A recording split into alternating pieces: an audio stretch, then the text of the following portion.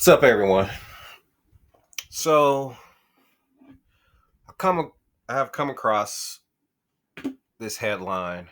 I don't know if it's true or not. I've seen the video. I won't replay the video here. Um, if folks want to view the video, they can. There's definitely sites to see the video. And I don't condone violence. And especially I don't condone violence, domestic violence, um, and we see these stories often, and it's a shame how often we see these stories, and it's a shame because it's a future being derailed for, I won't say absolutely no reason, but whatever the reason is not worth having a future derailed. An opportunity to have a different type of financial situation um, experienced by you or anyone, and it's comes to a screeching halt because you can't control your emotions and you allow your emotions to turn you into a violent creature. Now, I'm going to be honest. I don't I don't watch much college football. I just don't have the time to. Um, the college football playoffs, I didn't watch. I didn't watch one snap. Um, for me, particularly, there just wasn't any storyline that I was interested in following for this college football season. So I didn't watch any college football playoffs. I just didn't. And the storyline didn't resonate with me, so I didn't watch it. I'm not saying that the college football product is not a good one. Clearly, it is.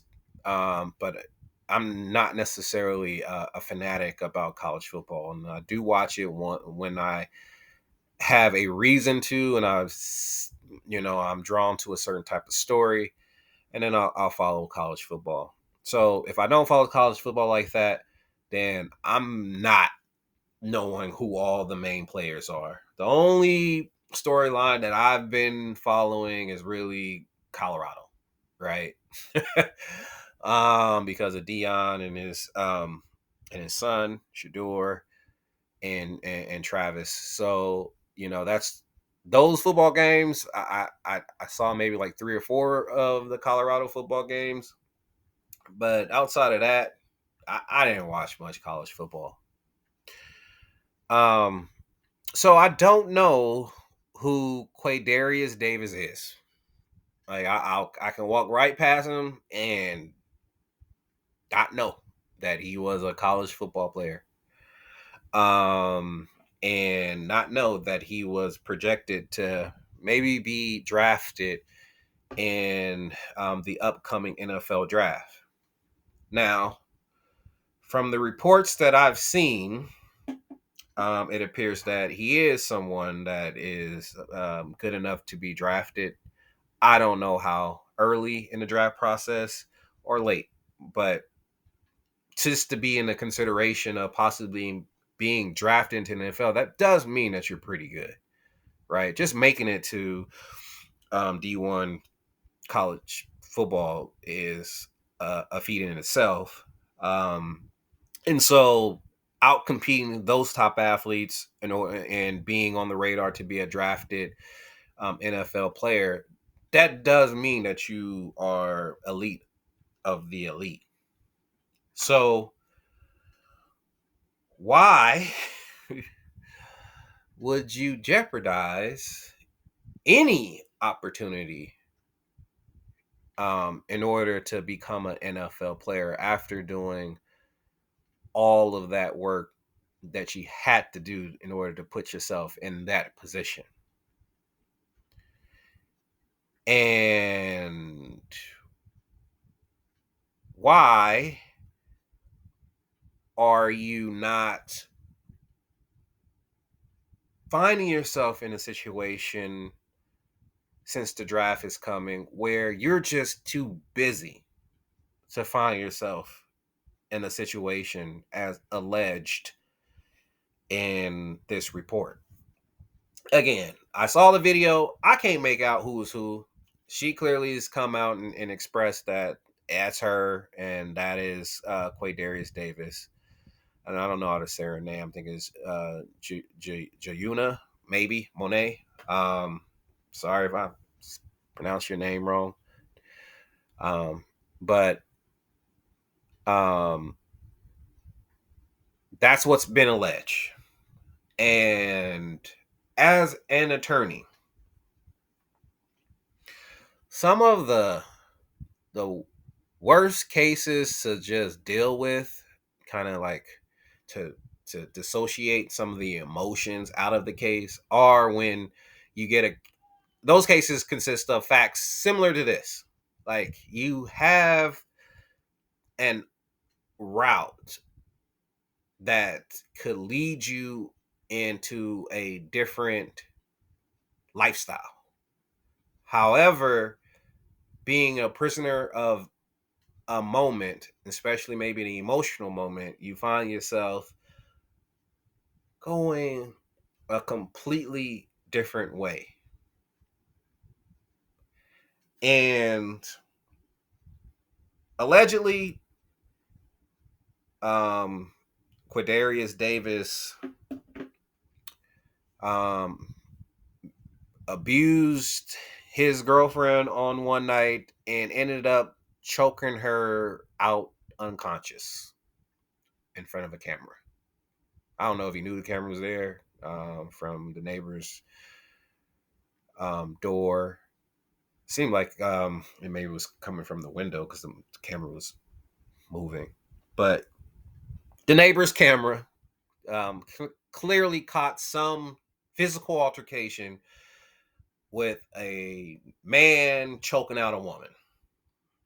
Like, again, I can't make out who is who. So again, I'm going to use the word allegedly because I understand what what the legal implications of making a factual assertion and it being false, and that's how you get into the whole defamation area of stuff.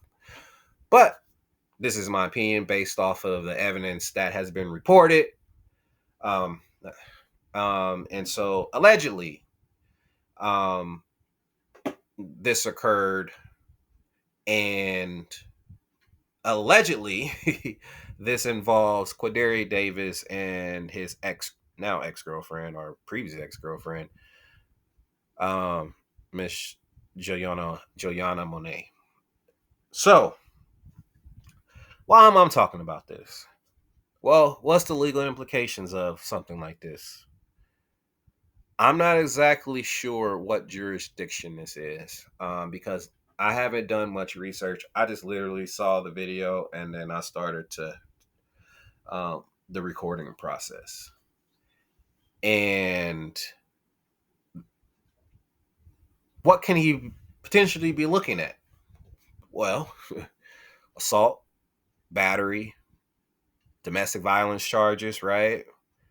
But it can get as serious as attempted murder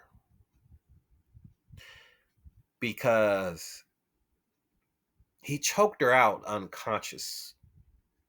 And you can see, allegedly, he choked her out unconsciously. And from the video, you can see her whole body going limp while he's still holding on tight to her neck. It's a rear, what they call it, a rear naked chokehold. Um, that was being utilized in the video, and you can see the woman's body go limp, and the person behind her still holding on very tightly to her neck. So you can easily get an attempted murder charge out of this, and likely because of the situation of who's the alleged perpetrator is, you're likely going to get a prosecutor who is going to try to make a name for him or herself. And so they are going to overcharge, or at least charge any single charge, bring any single charge that they possibly can, um, in order for you to do as much, in order for this person to do as much time they in prison.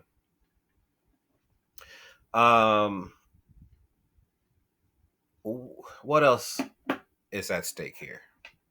Clearly the bag. I don't understand why you could be so close to a certain financial situation and be so reckless as how you're conducting yourself. Now, I'm an Oakland Raiders fan, and we seen one of our wide receivers who threw his life away because he couldn't separate himself from driving fast cars and alcohol. And hindsight is 2020, and you can clearly tell that he regrets the fact that he wanted to drive 100 miles per hour, however fast he was going. It was something close, somewhere around that, on the street while intoxicated, and ended up taking the life of a young lady in a very brutal fashion.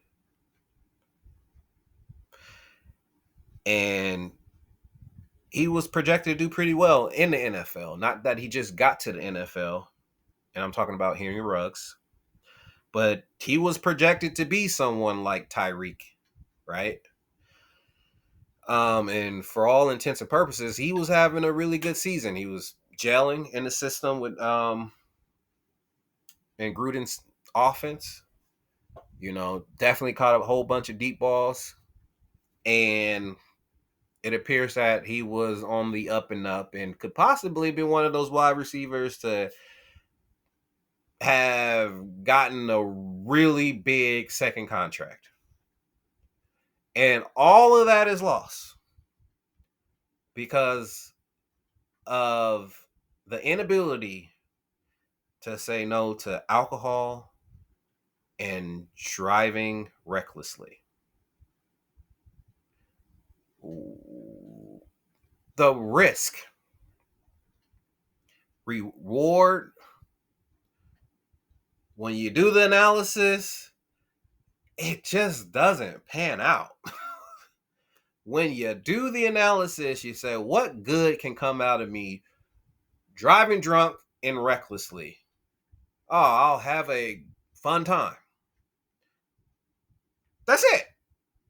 It's going to be thrilling. That's it. That's the only thing that comes out of that as a reward. You're not going to get any money from it. You're not going to be receive any higher social status because of it. So the only thing you get out of it is a thrill. And what is the risk? I can kill somebody and or myself. Thrill, death. To me, it's an easy choice. I'm not going to do that activity. Thrill, death. And If I don't die, I lose everything because I just killed somebody else, harmed somebody else, and they're going to sue me to oblivion, and I'm not going to have any money anyway. And the thrill is driving fast on a street. It's not even jumping out of an airplane or jumping off a cliff and be like, man, I'm one of the few who ever would do something like this. And plus, jumping out of airplane, at least you get a great view. You see the earth from high up, and you feel like you're flying. But driving a fast car on the street, all you doing is going through a street. There's nothing there. So like it's not. I can understand like, hey, I want to go drive on take it to a track and really see what this thing can do. Well then, that makes more sense. Now the risk starts to get lessen. Now you're not going to kill anybody else potentially. If they're doing the tracks right, you might still kill yourself. But there's rules, and that track is built for vehicles to drive fast on. So you're in a safer environment than on a street with pedestrians and other drivers who are not expecting somebody to drive 100 miles per hour behind them. So the thrill is very minimal. Is like I said, it's not jumping out of the airplane, it's not jumping off a cliff, parachuting or anything like that. It's not swimming with a great white shark or something like that, where like, man, yeah, like this is just crazy. Like, not too many people can say they touched a shark, a great white shark, even at that. Right? So the thrill is not even that high of a thrill. So, anyways. And then on the flip side, so you got the thrill seekers who lose everything because they're not doing the risk benefit analysis. And then you got the people who can't control their emotions. Now, let me tell you something. And y'all listen to me very clearly. You are living this thing called life. You will be disappointed by somebody, if not multiple people.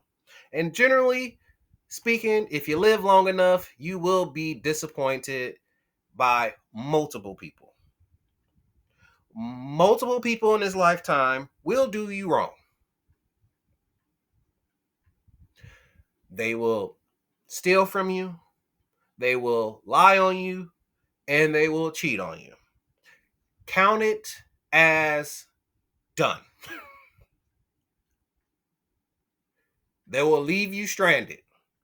Whatever it is, you might not experience all of those. You might just experience a couple of those, but it will happen. It will happen.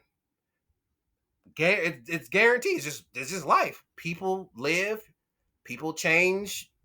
People have different agendas. You don't know when that's going to happen. Everybody's just trying to do the best that they can do. And sometimes the best that they can do or where they're trying to go doesn't include you.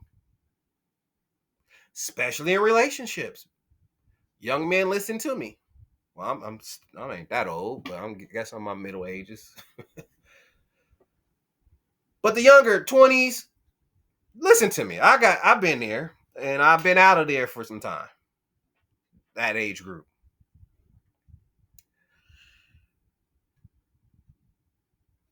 You can't allow these women out here to put you in a situation where you're going to risk your freedom in your life over something that they do to you. Now, I'm just already assuming that best case scenario for him, she did something to him. And that might not even be the case. But I'm going to accept the premise that maybe she did something to him. did look through his phone, caught him, whatever. Maybe he was with some other dude. I'm going to just accept the premise that that's what it was.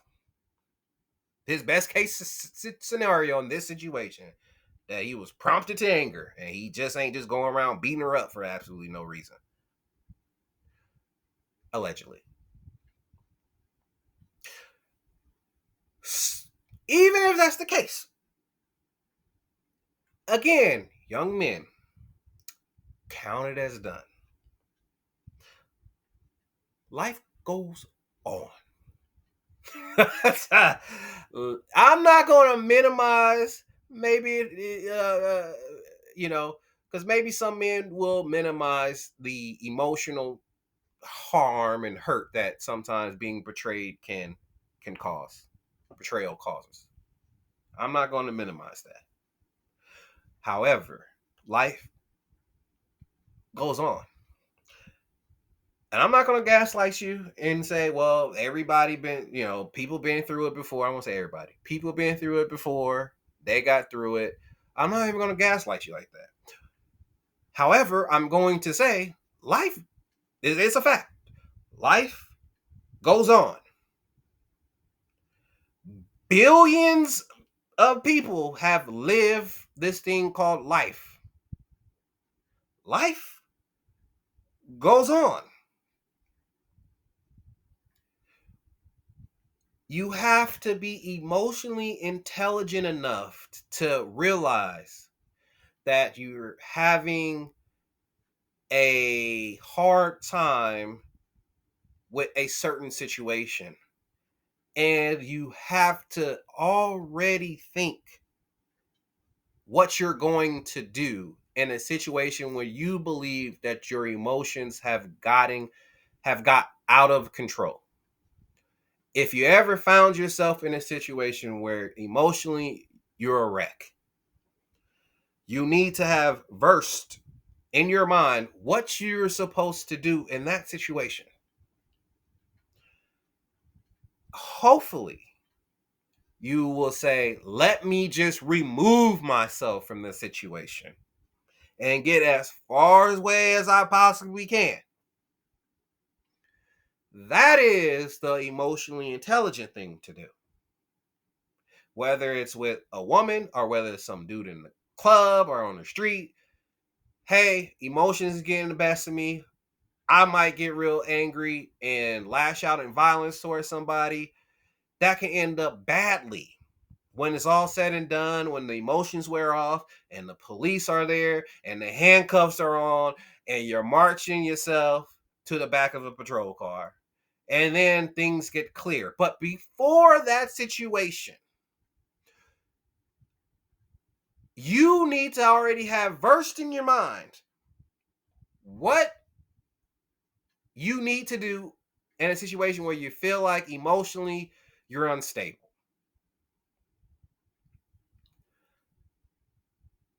Separating yourself and moving away from the situation is the best thing to do if you can't do it safely. I mean, like, you're not drunk and you're about to get in a car or something and walk on the freeway, whatever it is. But if you are drunk, you can walk yourself down the street a few blocks, have somebody that's in your phone that you can call that's going to talk reasonably with you, and give that person a call, somebody that you can trust, somebody a confidant. Whether that's your mom, whether it's some parent, whatever, whoever it is, a best friend. Hopefully it's a best male friend. That's somebody that's going to hold you accountable and have a conversation with you and listen to you as well. But walking away from the situation. Because what we don't want to find ourselves in a situation like this. An alleged situation where somebody is emotionally out of control and they're picking up their girlfriend by the neck and choking her out till she passes out, and past the part where she does pass out.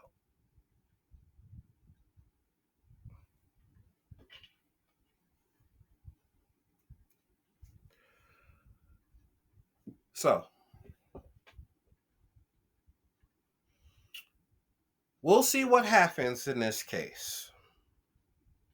I guarantee you, ain't no NFL team about to pick him in this upcoming draft.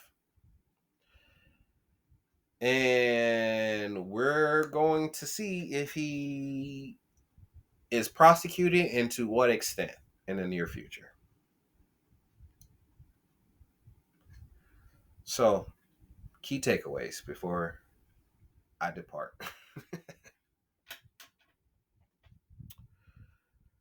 Before you're going to have to call somebody like me to represent you,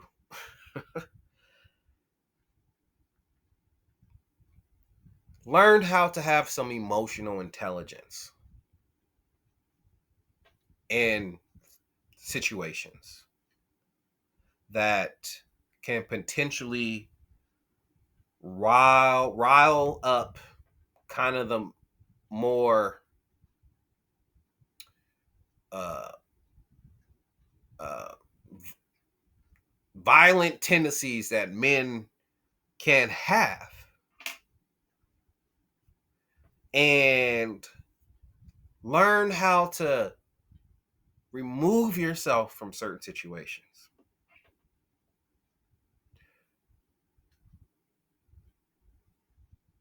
And to not necessarily have to make a point in the moment. You know, that way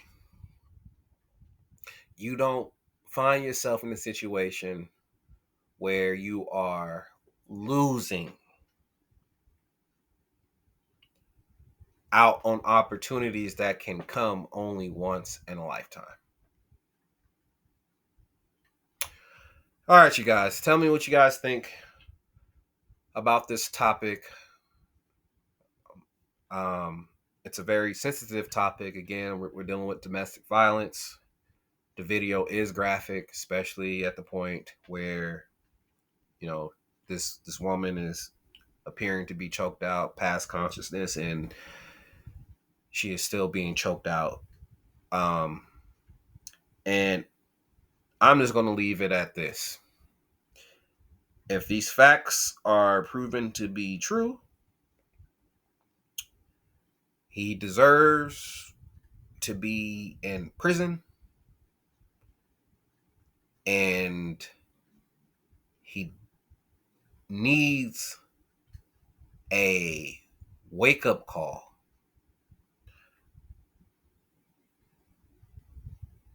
He needs a wake-up call, because there is more life to live. And hopefully he repents for his sin, and he has to some type of come to Jesus moment and say, from this point on out, I am going to make better decisions. I'm not necessarily the type of person that's going to throw a whole person away. But I do believe that if you do a certain crimes, you do need to go away.